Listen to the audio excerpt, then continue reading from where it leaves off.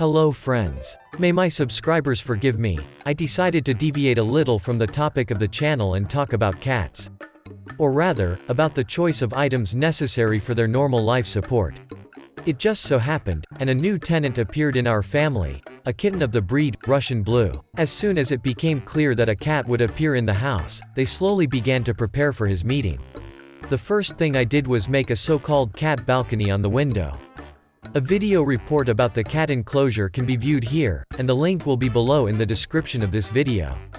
And do not forget to subscribe to my channel, support me, put your likes, write your comments. Next in importance was the selection of a cat litter box. It was then that I had to study everything and become an expert in this area for a while. Someone will probably say, what is there to think about? Bought any tray at a pet store, and that's all. Let me disagree, as it turned out there are a lot of nuances. Therefore, I decided to approach the question thoroughly, having studied all the pros and cons and considered various options. What now, in fact, dear friends, I am sharing with you. And at the end of the video, I will tell you which toilet and why I bought for my cat. There are two main types of cat litter boxes, open type and closed type. Open is a familiar tray for everyone. Closed version, the same tray, but with a top cover, which is fixed on top of the tray, and the entrance to the toilet is carried out through a movable door. Progress does not stand still, and automatic toilets for cats are already on sale. In such a toilet, after the cat has done his business, the filler is automatically flushed or sieved. But I didn't even think about such options, primarily because of their high price and because of the complex design. Therefore, the choice was between two conventional options, open tray or closed tray. The differences between both options seem to be obvious, and each has its own pros and cons. Open toilet, it is definitely easier to maintain if the cat has done its job, you can see it immediately, and it costs less than a closed one. The disadvantage of such a tray is that everything in it will be constantly in front of your eyes. An enclosed litter box is a kind of standalone cubicle, uniquely suited for the more shy or disgusted cat breeds who like to do everything in private and without prying eyes. Also, such a tray can be safely installed outside the toilet or bathroom. And the presence of a top cover at the toilet turns it into a kind of cat's house, where all the details are hidden from the eyes, and at the same time smells are carried much less.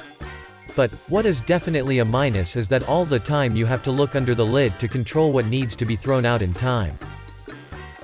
Probably no one needs to explain, but just in case, whatever the filler is in the toilet, and the solid waste of the fluffy must be thrown out in a timely manner and constantly. What else became clear when choosing a tray is that in a tray, for example with low edges, a cat who loves to dig and rummage before her business will easily throw all the filler on the floor. Also, it is worth considering that some cats, doing their little things and getting up at the same time, can generally right past the tray. High trays, as well as closed ones, it turns out, are devoid of these shortcomings, but in terms of their dimensions they cannot always fit into a small toilet room and fit next to the toilet bowl. Therefore, having decided on the place for the tray, before going to the store, write down all the dimensions of the free space for it, width, depth and height. Regarding the bottom, normal or lattice, I chose a tray without a lattice, since initially it was decided to use a silicogel, and now, by the way, I do not regret at all. And in a tray with a lattice bottom, it seems to me there is no point in using a filler, the main task of which is to absorb liquid and absorb odors, since it turns out that the filler will lie separately, and the liquid under the lattice is also separate. There are also semi-closed toilets, which are a high litter box with an upper entrance for a cat. But it seemed to me that even though this option is comparable in size to a closed toilet, the hole from the top will definitely not save you from smells, and in general the upper entrance is quite specific, perhaps, of course, not for cats. Also, when choosing a tray, it is imperative to take into account the dimensions of an already adult cat. For large animals, you need to select a larger tray. Having weighed all the pros and cons, for my cat, I chose a closed toilet, but with one big but. Namely, with a retractable bottom, which in fact turned out to be very convenient and practical. Looking for a toilet with a pull-out tray, I was prompted by numerous reviews of cat owners on the internet. People who have a closed type of litter box for a cat often complain that in order to clean or remove solid waste, they have to constantly detach the top cover from the tray, the latches of which very quickly fail during such work.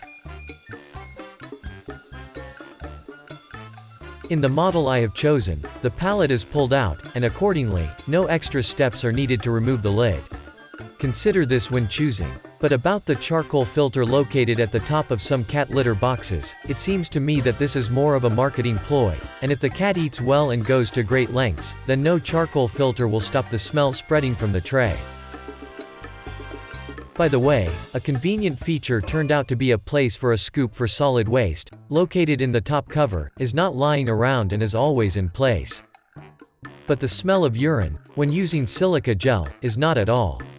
Of course, a lot also depends on the type of filler, and if, for example, one consisting of pressed sawdust very quickly begins to miss odors, stick to paws, and cats carry it throughout the apartment, then the Silicogle I have chosen reliably keeps the smell even if the filler is replaced with only 2 to 3 once a month, and does not stick to the paws, and only in an exceptional case 1 or 2 grains can be found in front of the toilet.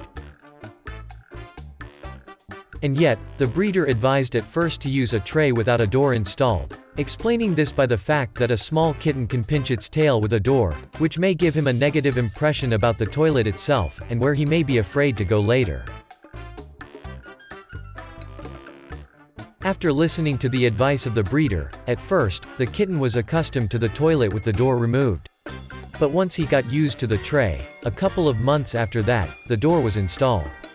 The cat, seeing something new, first played with her, then apparently realizing what was happening, he began to normally go to the toilet through the door, which turned out to be no hindrance to him. That's all. Perhaps these ingenuous advice based on personal experience will still help you make the right choice. I wish you all good luck. Subscribe to my channel, like it, and see you soon.